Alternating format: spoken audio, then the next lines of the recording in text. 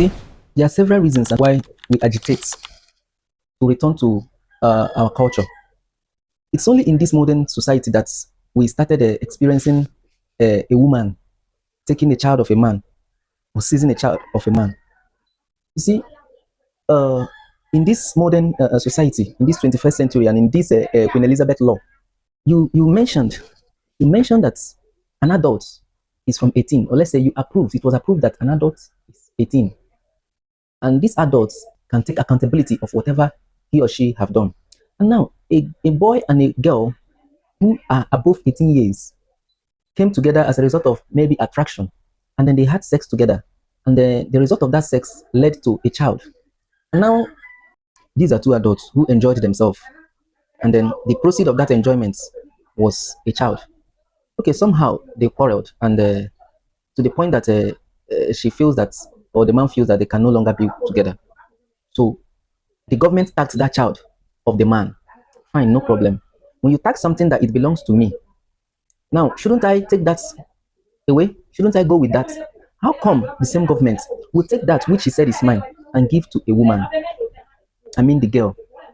And then after giving it to the girl, fine, I still kept quiet. The girl returned and sued me, telling the court that I should bring money to feed the child or my property that she has stolen. Let's say, for instance, you stole my house or you stole one of my properties, and then you went back to the court to tell the court that I should bring money so that you can be feeding that thing which you took from me, maybe to be repairing the house if there is any the light bill, the water, sewage system, and all those things to be repairing. Then you want to be collecting money from me to be repairing those things after you have stolen it from me, or maybe you stole my dog, or somehow it came to your place and you seized it, and then you came to ask money from me so that you can feed what you stole from me. I think on a normal day it should belong to me. On a normal day it should remain with me. If it is not an injustice system that was created in favor of women, I don't think such kind of law will exist where you force a man to pay for his own child you have taken away from him. Okay, if you are not able to feed or take care of that child, why did you take that child? Why did you have to take that child? If you are not able to feed that child, if you know you can't feed that child that both of us gave birth to, because I donated my sperm and you gave birth for the child, you incubated the child. So it was kind of two people working, but the government have tagged it that it is my own. Fine and good. And you are with the child, no problem, because both of us gave it. Then why come back to force me to bring money? And not just that, you have to seize the child away from me. That's the main point. You have to seize the child away from the man and then still come to the government to tell the government to force me to bring money to feed the child, to train the child while the child is with you. And when the child is growing up, the child is getting used that you are the one feeding him. And then when the child is to become useful tomorrow, he sees you. And then when the child goes out of the society tomorrow, the child says that, oh, it was my mom, if not for my mother. But meanwhile, this mother went through the back to force the man to bring money after denying the same child the presence of the father. If not an injustice system created by Queen Elizabeth law, I don't think such will exist, and such never existed in our culture. There was never, in fact, there was never even records of divorce at the first place. And what is causing the divorce these days? If it's not infidelity, it is money, money, money.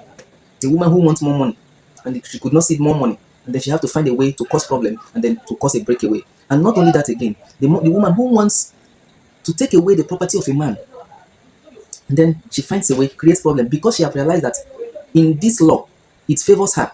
Even if it doesn't, the law doesn't even mind the man. It doesn't mind the pain the man go through. It doesn't mind the effort the man have put in. It doesn't mind anything, any contribution the man made. The law just simply says whatever the woman likes. The law simply satisfies the woman.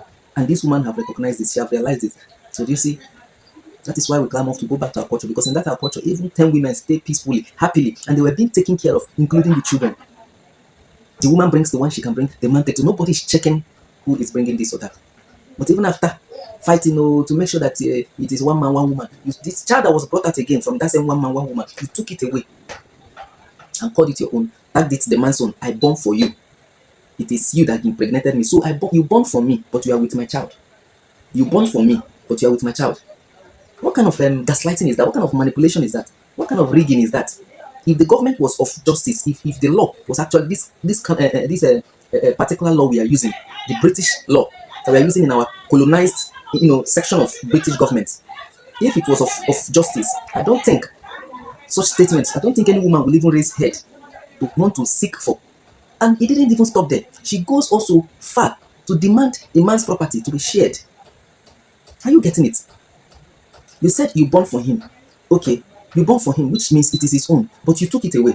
You took the child away. And then you returned, told your government to force the man to bring money to be feeding that which you have taken away from him. And then you went further again to tell government to share this man property or even take it all and hand over to you.